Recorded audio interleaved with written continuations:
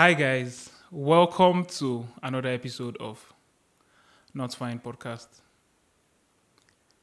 So, this picture here is a picture of the house where I grew as a child.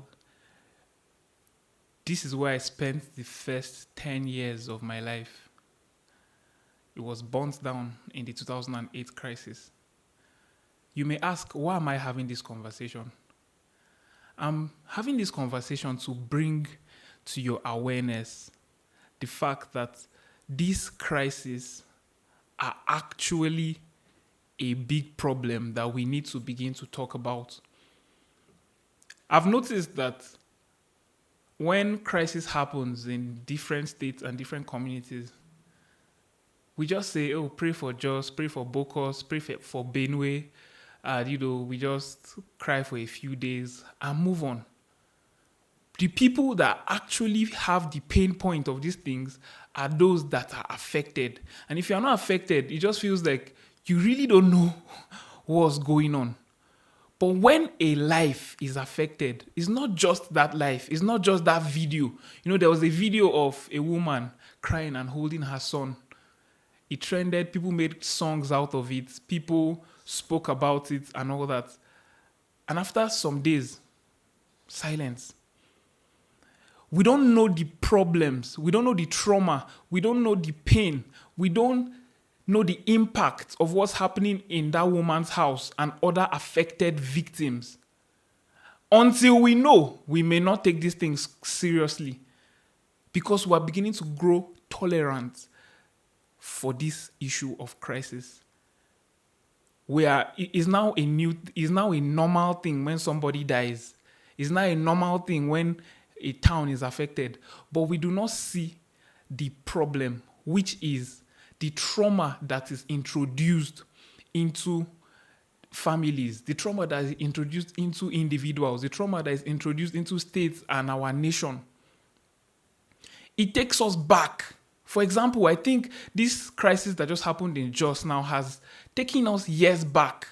Economically, socially, it's crazy. Students have not even finished writing their exams. They have to go home. They're going to come back now with trauma. And I think we're not taking the issue of trauma seriously. We're thinking that it's about madness. Mental health is not madness. It's our ability to function properly in the society and contribute to the society. But when a society is always having crisis, then we should know that there's actually a social crisis. The people that are doing this thing are obviously not fine, which is making them transfer their being not fine on us. So what's the way forward for us?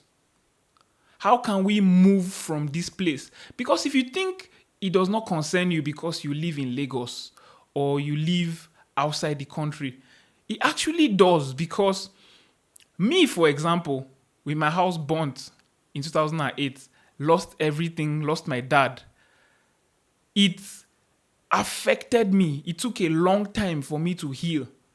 What about those that did not have the opportunity to even begin their healing journey because they kept living in survival mode? These people, you're going to meet them in the market. You're going to meet them in class. Their children might be the classmates of your children. You must interact with them, which means you are going to interact with their trauma. And as you know, only broken people break others. They may end up breaking you, so the impact of a burnt house or a killed relative can be transferred on you without you directly feeling the impact of a burnt house or a killed relative. Now, what's the exact solution to this problem? I've heard people say, buy your guns. I've heard people say, protect yourself. I've heard people say, some people are saying we should not pray. Some people are defending prayer. Some people are saying, no, we have to pray and all that. Is that really the solution? I don't think so. But I also don't have the solution. That's why I'm raising this conversation. I think the first place to start is to begin to actually talk about these things. For example, if you see a Fulani man or you see a terrorist pass through your community with a gun, What are you supposed to do? We're not having these conversations. We don't know what to do. We don't know our first response to problems. When these things happen, we do not even give the victims proper, welcome them back into the society properly. We just give them food and money. What about their minds? What about the trauma that's happened to them? I'm only bringing this conversation as someone that was affected by it firsthand. I know what it can do to a person. Some people have lost their husbands. Some young boy has lost his dad now, which means he has to find a way to figure out his life. Some young girl has lost her mom. This thing can happen to anybody. So we need to begin to talk about it. We need to begin to be empathetic.